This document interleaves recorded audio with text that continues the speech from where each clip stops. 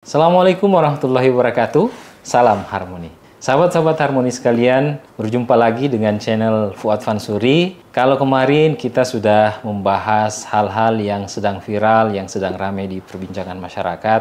Nah, kali ini kita akan melakukan bincang-bincang harmoni bersama salah seorang guru besar hukum Islam di Universitas Islam Negeri Sultan Haji Muhammad Idris Samarinda, UINSI Samarinda, tempat di mana saya bekerja sebagai dosen. Nah, beliau ini bisa memberikan saya motivasi, meskipun saya jarang berdiskusi dengan beliau, tapi hanya sekadar melihat story-story beliau, reels beliau, postingan beliau di akun Facebook beliau itu sudah memberikan saya semangat bahwa tugas utama kita sebagai dosen itu tidak hanya mengajar, tidak hanya pengabdian masyarakat, tidak hanya bikin konten, tapi yang paling penting adalah melakukan penelitian. Nah, beliau ini adalah dosen, guru besar yang karya-karyanya sudah sangat banyak, bukan hanya di Indonesia, bahkan sudah sampai ke mancanegara, ke dunia internasional. Dan yang saya pegang ini buku beliau, Islamic Law and Society in Indonesia, buku yang sangat fenomenal saya anggap karena ini diterbitkan oleh penerbit internasional. Nah, itu sebagai prolog, memperkenalkan siapa sih yang akan saya wawancara kali ini. Mungkin teman-teman banyak yang belum kenal karena memang concern beliau itu dalam dunia penelitian dan publikasi. Kalau di media sosial palingan ya posting kegiatan-kegiatan perjalanan beliau, yang terakhir itu ke Inggris. Beliau sudah hadir di samping saya, namanya Prof. Al-Fitri.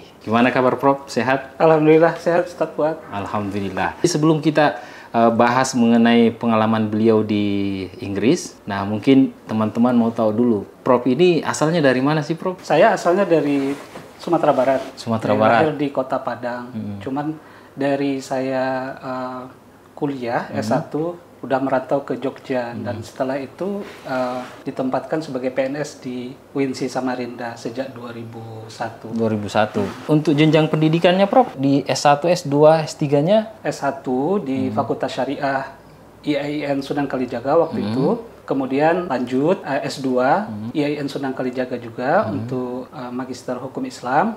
Kemudian alhamdulillah dapat kesempatan untuk mengambil S2 untuk yang kedua kalinya ke Australia untuk ilmu hukum, beasiswa dari Australian Development Scholarship.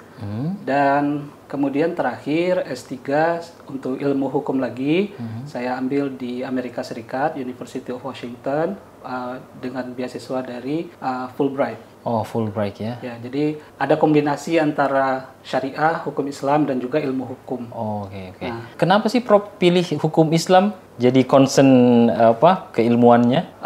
Mungkin dasarnya waktu aliyah ya, kan di pesantren milik Kementerian Agama, MAPK waktu itu. Jadi kita belajar kitab. Oh, jadi Prof alumni MAPK juga? Iya, saya alumni MAPK. Wah, ini teman-teman banyak ini yang dari MAPK ini. Jadi saya alumni MAPK Kota Baru. Oh, Kota ya, Baru. Mungkin untuk dasar-dasar bahasa Arab, baca kitabnya bisa lah, tapi untuk kemampuan berbicaranya saya harus belajar sama Ustadz Fuad.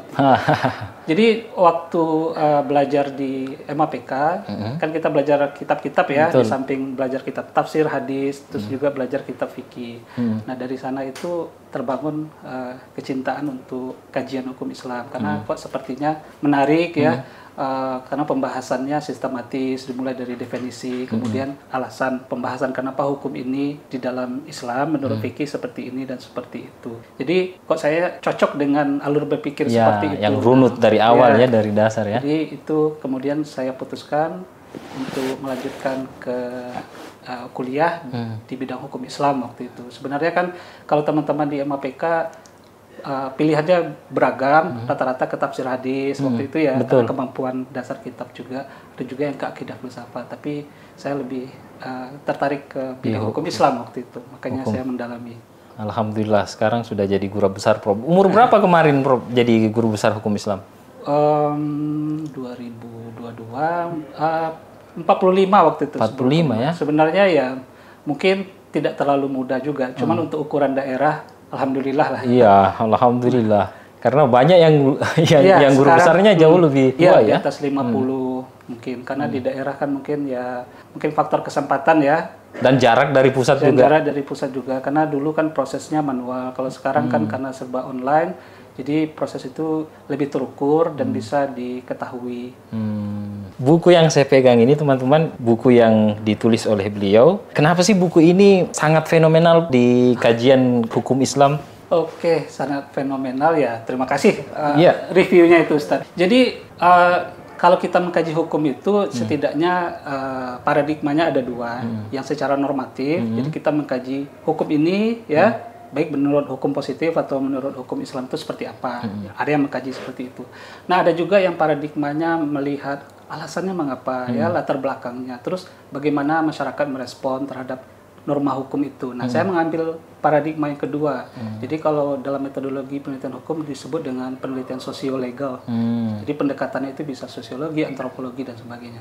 Nah, buku ini kalau dianggap fenomenal, mungkin karena termasuk jarang dosen dari perguruan tinggi keagamaan yang bisa publikasi di penerbit internasional seperti Routledge ya. Routledge ya. Itu satu. Yang kedua karena kajiannya memang tidak lazim, karena saya bukan mengkaji hukum zakat perusahaan di Indonesia itu apa, karena itu sudah yang pertama itu tugasnya ulama ya, MUI ya, kemudian ketika norma itu masuk ke dalam sistem hukum kita melalui undang-undang zakat sudah ada prosesnya. Tapi saya lebih tertarik untuk membahas kenapa norma itu ya, zakat perusahaan, norma hukum yang baru, karena menurut tradisionalnya zakat itu kan dibebankan kepada individual muslim.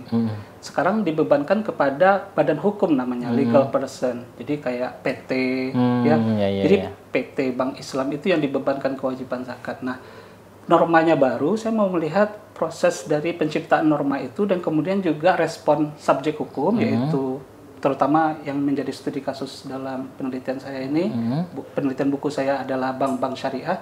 Kenapa mereka patuh terhadap norma yang baru itu? Sedangkan kalau saya analisis status wajibnya di dalam fatwa, kalau kita bilang seperti itu ya, sebenarnya masih diperdebatkan. Zakat perusahaan adalah wajib, gitu ya.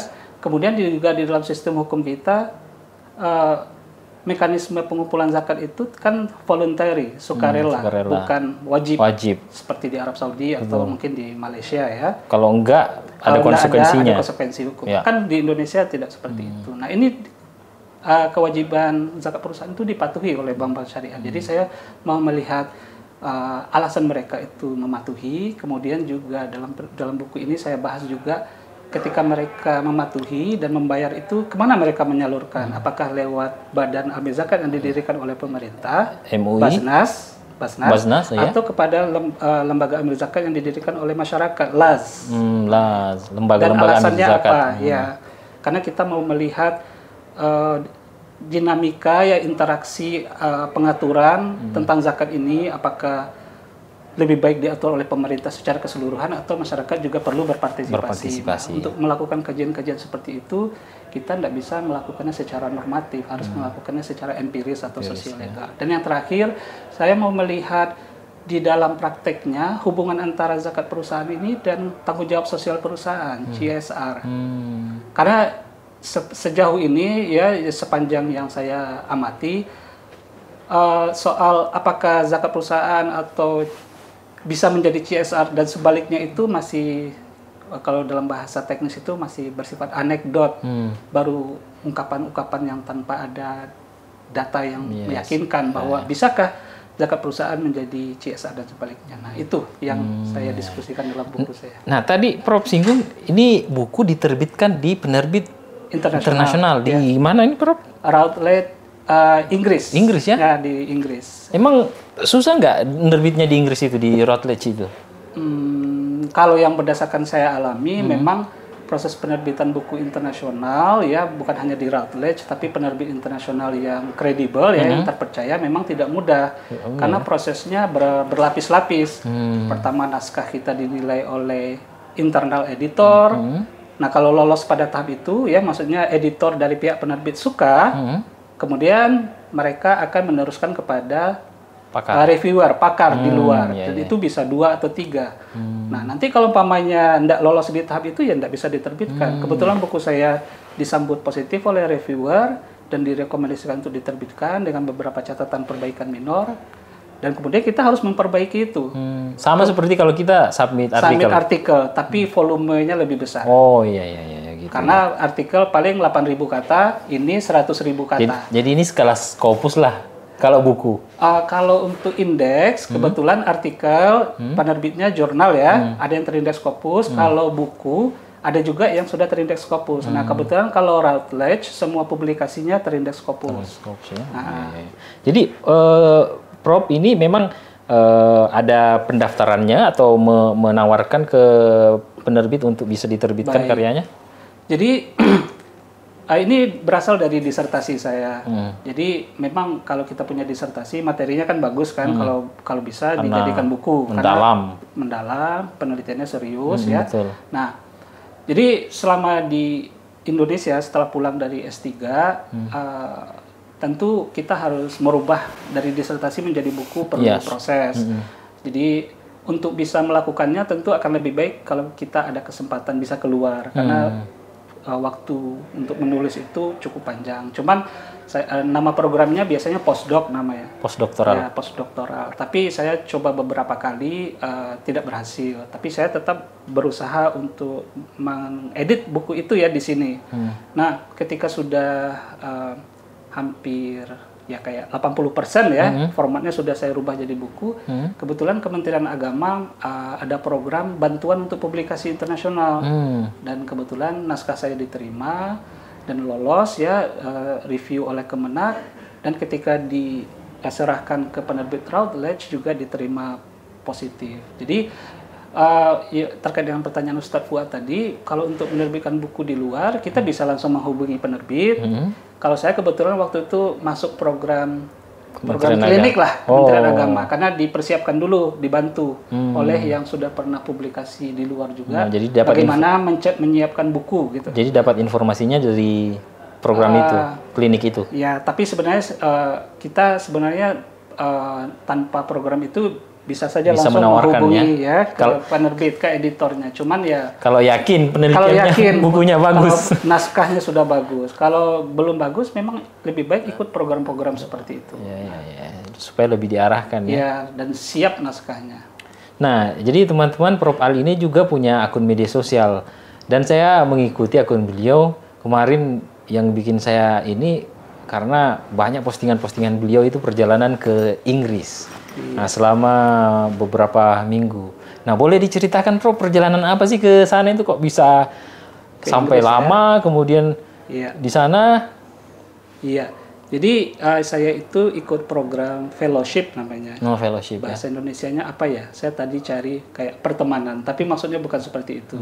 Jadi di kampus luar di Indonesia juga sudah mulai ya untuk melakukan riset atau mengajar di luar, skema itu bisa lewat program fellowship.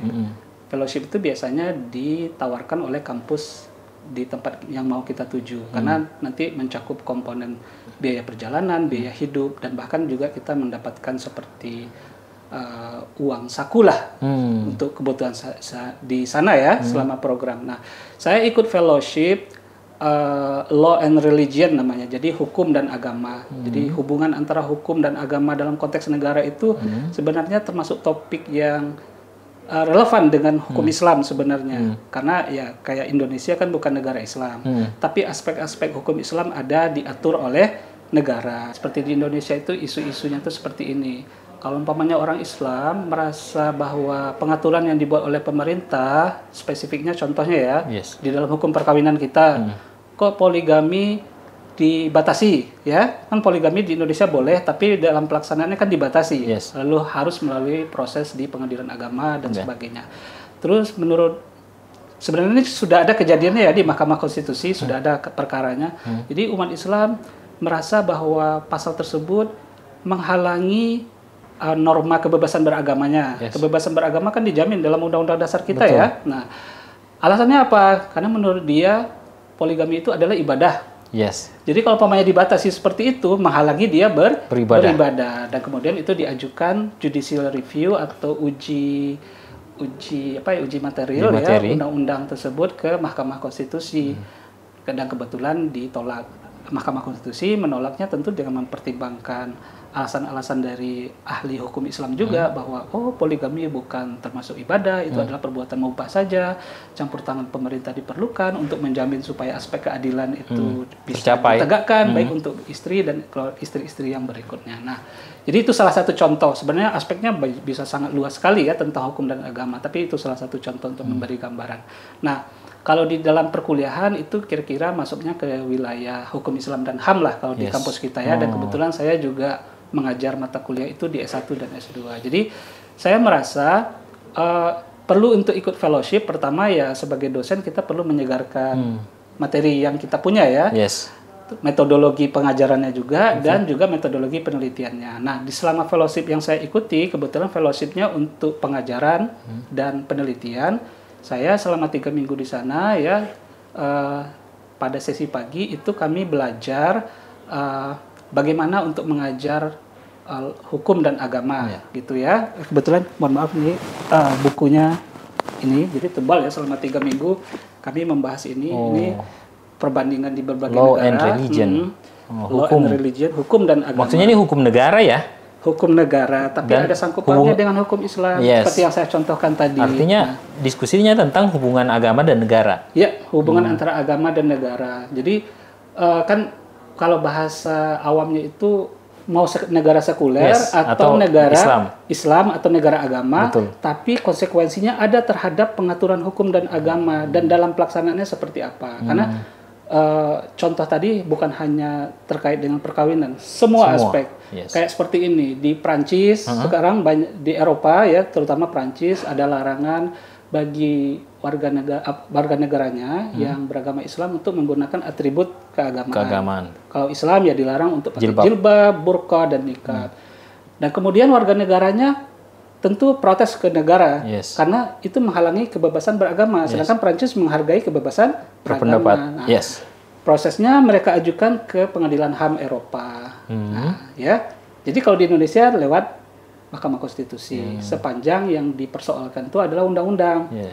Tapi banyak yang belum diatur oleh undang-undang ya, tapi terlihat seperti membatasi. Nah, akhirnya di Indonesia ya prosesnya banyak yang di luar pengadilan dan sebagainya. Jadi memang selalu bersinggungan ya antara pemahaman keagamaan, pengamalan keagamaan, keyakinan beragama dengan hukum-hukum positif yang di dalam konteks bernegara. Pasti karena ya itu tadi, ketika kita hidup sebagai sebuah komunitas di dalam payung yang namanya negara, yang namanya hak dan kewajiban itu kan ada dimiliki masing-masing individu dan itu bisa jadi berbenturan. Nah, di sana makanya negara hadir bersikap sebagai wasit yang adil untuk menengahi. Banyak sekali masalah seperti ini. Kalau di Indonesia mungkin perkara ini belum lazim. Seperti masalah konflik internal di organisasi keagamaan seperti yang terjadi di Amerika. Kelompok gereja mereka bertikai mengenai masalah pemilihan ketuanya. Nah, kemudian kalau bagusnya di sistem yang sudah demokratis ya, persoalan ini kan bukan diselesaikan secara gontok-gontokan demo seperti itu, tapi mereka selesaikan ke pengadilan. Nah, negara mengambil sikap seperti apa ya, tergantung masing-masing model apa yang dianut oleh negara. Seperti Amerika mungkin kita anggap sekuler gitu ya. Jadi ketika ada pertanyaan, ini kami bertikai soal organisasi keagamaan kami, siapa yang kami sudah pilih ini, kemudian diprotes oleh kalangan yang lain, tolong tetapkan siapa yang benar ya, dan siapa yang seharusnya berhak menjadi ketua kami gitu kan. Nah, pengadilan Mahkamah Agung di Amerika kebetulan karena mereka mengambil sikap tidak intervensi, ya mereka mengatakan, mungkin saya lupa kasusnya, tapi seperti kurang lebih seperti ini. Apa yang sudah kalian tetapkan ya, itu yang pas, kami tidak ikut campur untuk mengenai masalah internal seperti itu. Nah, jadi macam-macam mengenai masalah pendaftaran organisasi keagamaan. Kenapa harus didaftarkan? Karena kan terkait dengan manfaat. Jadi kalau umpamanya organisasinya tidak terdaftar, tentu mereka tidak bertindak sebagai badan hukum kayak mau membeli tanah, membeli gedung untuk organisasinya kan, dan juga manfaat dari pajak. Karena kan aktivitas mereka kalau menghasilkan uang itu kan kena pajak seharusnya. Nah, kalau di negara-negara barat, Amerika Utara atau Eropa, untuk organisasi keagamaan itu dikecualikan dari pajak penghasilan. Jadi kajian-kajian tentang hukum dan agama ini sudah sangat maju sekali. Di sana ya? Kalau di kita sejak ada Mahkamah Konstitusi sudah mulai makin berkembang. Cuman memang ya itu masih terbatas pada level Mahkamah Konstitusi. Nah, kemarin perjalanan ke Inggrisnya kemana itu, Prof? Jadi program fellowship itu diadakan oleh Brigham Young University namanya. Karena mereka punya pusat studi internasional hukum dan agama, ya ICLRS namanya. Dan bekerja sama dengan college di Universitas Oxford. Jadi college itu namanya Christ Church. Jadi di Oxford itu ada universitas dan ada college-nya. Jadi sistemnya seperti itu ya. Jadi selama 3 minggu itu kami belajar di Oxford Christ Church ya, dan juga belajar untuk mengajar mata kuliah hukum dan agama ini. Kemudian belajar menulisnya. Dan juga ikut kegiatan-kegiatan seperti konferensi, karena selama 3 minggu itu banyak konferensi yang diadakan di sana, kami juga diadakan di sana. Dan tentu yang plusnya juga diajak jalan-jalan, keliling London, melihat parlemen, melihat Westminster Abbey, gereja, karena kan gerejanya di Inggris itu menjadi simbol untuk pengukuhan raja. Jadi Inggris yang seperti itu ya, hubungan antara agama dan gereja dan negara itu juga kompleks juga ya. Itu selama 3 minggu bisa berkeliling di kampus Oxford yang sangat indah ya. Mungkin di kampus-kampus lain juga indah, tapi yang saya alami itu sangat saya lihat sekali. Kayaknya ada foto yang di lokasi pengambilan syutingnya Harry Potter. Nah ya. Syutingnya sebenarnya tidak di situ, tapi syutingnya tetap di Hollywood kan. Tapi denah ruang makan Harry Potter itu yang The Great Dining Hall dan juga tangga melingkarnya itu adalah meniru settingan di bangunan di Oxford Christ Church itu. Jadi semacam CGI aja yang kita lihat mungkin ya di Hollywood. Nggak tahu saya apakah mereka betulan membuat settingannya atau CGI. Tapi kayaknya mereka betulan membuat modelnya seperti itu. Tapi pengambilan gambar syutingnya bukan di sana. Saya cek bukan, karena pertama tentu bangunannya sudah sangat tua ya. Kalau pamannya menampung orang yang tentu tidak mungkin. Terus juga karena aktivitas perkuliahan, takut mengganggu. Iya. Nah, ada nggak hal-hal yang menarik yang Prof temukan selama melakukan kunjungan selama 3 minggu di Inggris itu? Banyak sekali. Karena ya berkunjung ke negara yang berbeda tentu banyak pengalaman ya. Tapi tentu Inggris terutama menarik. Pertama karena ya negaranya cukup dikenal ya.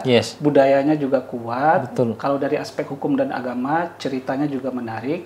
Tapi yang paling saya kagumi itu tentu kualitas pendidikannya. Oxford termasuk kampus 3 besar dunia ya untuk semua aspek, dan bagaimana mereka merawat tradisi, yaitu seperti bangunan-bangunan tua tetap bisa dipergunakan sampai sekarang ya. Dari tahun berapa tuh, macam-macam sih gedungnya dibangun. Ada yang kayak perpustakaan yang klasik itu, ada yang dimulai dari tahun 1200, ada yang tahun 1500, tapi masih tua kan. Rata-rata bangunan college itu adalah bangunan klasik itu ya, bangunan bergaya gotik, dan ya itu tadi masih bisa dipakai berfungsi, dan itu untuk menghasilkan pengetahuan. Itu yang saya pertama kagumi. Yang kedua ya mungkin lingkungan akademiknya. Kebetulan waktu itu kan musim panas ya, jadi biasanya liburan musim panas, summer break. Tapi kampus banyak digunakan untuk aktivitas kursus-kursus singkat. Saya banyak bertemu. Dan juga ini yang menariknya, kampus Oxford itu dijadikan tempat wisata oleh turis. Gitu. Karena college-nya itu ya, college itu apa ya bahasanya? Kalau saya bilang akademi juga tidak pas itu. Tapi college-nya itu adalah bangunan klasik. Dan ya namanya orang kan tentu tertarik untuk melihat bangunan yang didirikan tahun 1600 dan sebagainya, patung-patungnya. Nah, itu dikunjungi tiap hari. Jadi wisatawan datang melihat college itu. Apalagi yang seperti yang college yang kami tempati kan cukup terkenal karena film Harry Potter itu. Jadi mereka penasaran mau lihat dining hall-nya seperti apa. Nanti bisa dilihat di Facebook saya. Ya, nanti teman-teman bisa follow Facebook-nya Prof Al. Nanti saya tulis di deskripsi. Nah, mungkin perjalanan ke sana ke Inggris itu ada nggak yang kan yang saya biasa dengar kan orang dari negara-negara Muslim misalnya seperti Indonesia atau negara-negara Timur Tengah yang mau masuk ke Inggris itu agak sulit? Kalau saya lihat sebelum saya berangkat pun sebenarnya Inggris termasuk negara yang terbuka ya. Oke. Karena kan komposisi penduduknya Muslim termasuk besar juga dan itu rata-rata imigran dari Asia Selatan, India, Pakistan, Bangladesh. Jadi penerimaan masyarakatnya terhadap Islam sebenarnya sudah dari dulu biasa saja. Mungkin memang belakangan ketika ya situasi politik dunia Islamofobia mungkin ada reaksi ya. Tapi secara umum Inggris saya lihat dan yang saya alami selama 3 minggu itu tidak ada perlakuan diskriminatif. Makanan halal banyak. Oh, banyak. Banyak. Masjid juga ya tentu tidak sebanyak di Indonesia, tapi di seputaran Oxford itu ada 2 kami sudah mengunjungi. Yang pertama di Pusat Studi Islam Oxford. Jadi di Oxford itu ada pusat studi Islamnya. Oh ya. Nah, kebetulan ada masjid, kami sholat Jumat di sana dan juga ada satu lagi di wilayah neighborhood, apa ya nama istilahnya tuh ya, pokoknya di wilayah tetangga sekitar. Di tetangga sekitar itu ada juga masjid yang betul-betulan masjid, bukan bangunan yang disulap jadi masjid, jadi betul-betulan ada menara, tapi tentu arsitekturnya mungkin khas sana ya. Jadi memang bangunan khusus didirikan untuk masjid yang kebetulan wilayah itu memang isinya adalah imigran dari Asia Selatan. Jadi Inggris secara umum terbuka terhadap ya kepada siapa saja ya. Kalau Amerika Serikat mungkin sejak Donald Trump ya ketika konservatif turn istilahnya, ya nilai-nilai konservatif naik ya, orang mengagungkan kulit putih, terus juga ya ada perasaan takut terhadap Islam, memang agak berat untuk masuk ke Amerika dan juga perlakuannya. Karena saya juga pernah di Amerika kan. Jadi kalau Prof membandingkan Inggris dan Amerika dari segi sebenarnya budaya Islam juga karena info-info negatif yang disebarkan oleh media itu membuat orang jadi ingin tahu. Termasuk Islam termasuk agama yang perkembangannya cepat di Amerika kan. Di Amerika ya. Sekolah-sekolah Islam banyak juga didirikan karena imigran kan banyak. Dan karena saya mengajar di S3 di UNC ya tentang perbandingan pendidikan Islam. Jadi di situ kita bisa tahu bahwa ada kebutuhan bagi imigran untuk menyekolahkan anaknya yang istilahnya tetap bisa mempertahankan akarnya, budaya-budaya Islamnya. Jadi kalau dimasukkan ke sekolah umum, mereka takut bahwa nilai-nilai Islamnya akan tercerabut. Akhirnya ya para imigran ini mendirikan sekolah Islam dan di Amerika banyak sekali. Banyak ya sekolah-sekolah Islam. Jamaika Islamic Center kalau nggak salah. Betul, banyak sekali. Jadi kalau perbandingannya sebenarnya sama-sama berkembang, cuman mungkin yang saya waktu saya kuliah di sana dari 2009 sampai 2015 gitu ya. Alhamdulillah saya tidak ada mendapatkan perlakuan diskriminatif. Tapi waktu Trump naik menjadi presiden kan memang yang kita dengar banyak perlakuan rasialis ya. Yang puncaknya kan yang kepada orang kulit hitam itu yang di ini. Tapi saya belum pernah ngalami. Tapi kalau umpamanya kita lihat langsung ke sana, sebenarnya itu hanya beberapa contoh, tidak menggambarkan secara keseluruhan. Karena masyarakatnya juga bagus. Ya, tingkat masyarakatnya paham. Yang banyak kita lihat ini kan di media sosial itu yang media yang kadang-kadang membentuk gambaran framing bahwa kondisinya seperti itu. Tapi memang agak berubah waktu Trump itu dan sekarang berusaha untuk dinormalisasi lagi. Kalau Inggris secara umum, karena saya baru pertama ya, dan juga berdasarkan pembacaan termasuk yang menerima terbuka dengan imigran ya. Salah satunya adalah Muslim, orang-orang Muslim yang datang dari wilayah-wilayah konflik kan. Betul. Walaupun memang belakangan kebijakan imigrasi dari masing-masing negara mulai diperketat karena memang kalau umpamanya tidak diatur ya, tentu negara yang menjadi tempat menampung seperti Inggris mereka akan kewalahan karena jumlah yang ada sudah banyak, ini menerima limpahan lagi, jadi mereka mulai mengatur. Apalagi memang kan banyak kasus-kasus teror yang terjadi di Inggris beberapa kurun terakhir itu. Tapi yang untuk selama saya tinggal itu termasuk pemeriksaannya standar saja di bandara. Ya, di imigrasi nggak ada perbedaan. Kalau dibandingkan waktu saya masuk Amerika itu memang lebih ketat. Lebih ketat Amerika malah pemeriksaannya. Ya, pemeriksaannya lebih ketat. Termasuk pemeriksaan keamanan bandara kan. Kalau Inggris standar aja, kurang lebih sama dengan Indonesia. Nah, waktu Prof tinggal selama 3 minggu di sana, ada nggak misalnya hal-hal yang membuat profesor kurang nyaman? Misalnya makanan atau cuaca gitu? Pertama makanan ya, karena Inggris sangat multikultural, jadi ya tergantung kita mau apa. Jadi makanan dari, kalau kita tentu pilihannya halal ya, pilihannya banyak. Jadi ada yang dari Asia Selatan seperti Pakistan atau India, ada yang Timur Tengah seperti Turki, Lebanon, restorannya banyak. Tuh. Kalau yang Asia ya tentu milih-milih. Kalau kayak yang banyak Asia itu kan restoran Jepang atau Vietnam. Jadi sebenarnya enggak komplain. Komplain paling anu aja, biayanya mungkin kalau digunakan uang rupiah mungkin agak mahal. Mahal ya, karena memang lebih mahal dari dolar kan? 20.000 pound sterling gitu. Kalau dolar kan 15.000 kurang lebih. Kalau pound sterlingnya 20.000. Dan kalau saya kasih tahu rata-rata sekali makan itu 10 pound sterling paling murah. Berarti itu 200 ribuan. Tapi kan saya ditanggung oleh penyelenggara.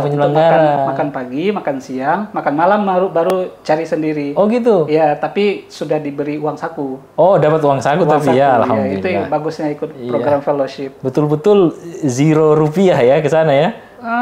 Palingan belanja oleh-oleh aja. Secara umum gitulah. Iya. Nah, mungkin ini sebagai closing ini, kita masuk closing, Prof. Mungkin ada nggak rekomendasi atau pelajaran-pelajaran yang bisa Prof bagikan selama perjalanan 3 minggu khususnya kepada adik-adik mahasiswa, termasuk juga kepada kami dosen-dosen yang muda ini? Baik, kalau bagi saya ya kesempatan untuk belajar lagi itu seharusnya ndak berhenti ketika kita mungkin selesai S3 atau setelah memperoleh gelar profesor. Karena kalau kita pola pikirnya seperti itu, kita dari segi keilmuan dan juga kontribusi untuk pengembangan keilmuan jadi stagnan, terbatas. Jadi kalau saran saya, kalau ada kesempatan, baik yang 3 minggu atau yang mungkin seminggu saja, harus dimanfaatkan kesempatan untuk ikut program fellowship atau mungkin program akademik seperti penulisan ya, penulisan karya ilmiah atau apapun, baik di dalam negeri, maksudnya bukan di kampus kita, di luar kampus kita ya, kayak di Jawa dan sebagainya, atau kalau bisa ke luar negeri itu bonus yang bagus sekali ya. Ibaratnya main agak jauh lah. Sekalian jalan-jalan, karena ya membuka wawasan. Betul. Karena apa yang kita lihat di media itu kadang-kadang kenyataannya tidak seperti itu ya. Bayangan orang terhadap Barat dan Amerika mungkin negatif, Eropa terhadap Islam, tapi saya selama di sana tidak ada sama sekali mengalami perlakuan itu. Dan juga di Inggris terutama ya, kalau di Prancis tentu beda. Saya melihat wajar saja yang muslimah berjilbab, tidak ada perlakuan diskriminatif atau bahkan juga karena imigran itu sudah bagian dari Inggris dari dulu ya, banyak yang warga negaranya Inggris.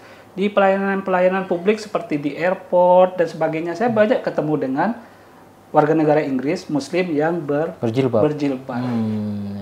Jadi salah satu pengalaman yang berkesan di sana, Prof ya, malah orang-orang Muslim itu bebas. Bekerja di pemerintahan bebas, tidak ada hambatan. Mungkin ada isu-isu tertentu kayak di Prancis karena mereka laicite ya. Laicite itu sekular tapi ala Prancis yang sangat ketat sekali. Jadi berusaha memisahkan antara agama dan negara. Jadi perwujudannya itu atribut keagamaan, bukan hanya Islam, seluruh agama termasuk agama Katolik, Sikh yang harus memakai turban dan sebagainya, Yahudi, tidak boleh ditampilkan di ruang publik. Nah, tapi di ruang privat silakan ya. Tapi ya itu model yang mereka ambil. Dan setuju atau tidak setuju, ada mekanisme untuk memprotesnya seperti yang saya bilang tadi. Karena contohnya banyak umat Islam ya yang protes terhadap kebijakan Prancis, hukum Prancis itu, dan membawakannya ke pengadilan HAM Eropa. Nah, jadi mungkin itu juga yang bisa kita bawakan untuk di negara kita. Kalau kita setuju atau tidak setuju, mekanisme yang sudah ada seharusnya kita manfaatkan, bukan untuk melakukan seperti persekusi atau intimidasi terhadap orang yang kita anggap tidak sesama dengan kita, tidak sepaham dengan kita. Informasi soal kayak kesempatan fellowship atau postdoc itu dapat dari mana itu, Prof? Nah, itu gunanya media sosial itu. Jangan untuk ya makan-makan aja. Jadi kan pusat-pusat studi itu kan mereka juga memiliki, kalau di Facebook page ya, Yes. halaman. Kita like informasi update tentang pembukaan ini itu ada. Jadi saya mengambil manfaat media sosial dari itu. Untuk mendapatkan informasi. Iya. Kalau dulu kan lewat mailing list. Nah, Yes, sekarang kan mailing sudah list. tidak lagi. Sekarang rata-rata Instagram atau Facebook. Facebook. Atau LinkedIn. Miliki akun itu dan kemudian like atau follow pusat-pusat studi yang menjadi minat kajian kita. Informasi awal akan datang dari sana. Banyak dari sana ya. Iya. Masalahnya biasanya kan kalau di Indonesia itu kalau ada akun-akun seperti itu paling nggak update informasinya biasanya. Iya. Kalau di sana malah mereka menggunakan medsos untuk informasi penting ya. Prof. Karena untuk sosialisasi, diseminasi ide dan pemikiran ke publik dalam bentuk kemasan yang lebih ringan. Karena kan kalau seperti buku, jurnal kan publik kadang-kadang nggak mau mengakses berat. Ya betul. Nah itu tadi tips dari Prof. Al yang mau jalan-jalan ke luar negeri, ke Eropa, ke Barat. Ya tentu bukan jalan-jalan asal jalan-jalan, harus ada karya ya yang menarik, yang pantas untuk dipresentasikan di sana. Oke. Sekali lagi terima kasih Prof bisa hadir di podcast Harmoni, bincang-bincang Harmoni dengan Prof Al. Ya semoga apa yang tadi disampaikan oleh Prof bisa memberikan inspirasi, manfaat kepada teman-teman khususnya yang bergelut di bidang akademik, seorang akademisi baik mahasiswa maupun dosen. Sekali lagi terima kasih Prof. Terima kasih Ustaz. Semoga semakin sukses. Sama-sama, Ditunggu Ustaz. lagi karya-karyanya, Siap. buku-bukunya dan artikel-artikelnya. Oke, terima kasih sekali lagi. Kita akhiri. Wallahul hadi ila siratal mustaqim. Assalamualaikum warahmatullahi wabarakatuh. Salam harmoni.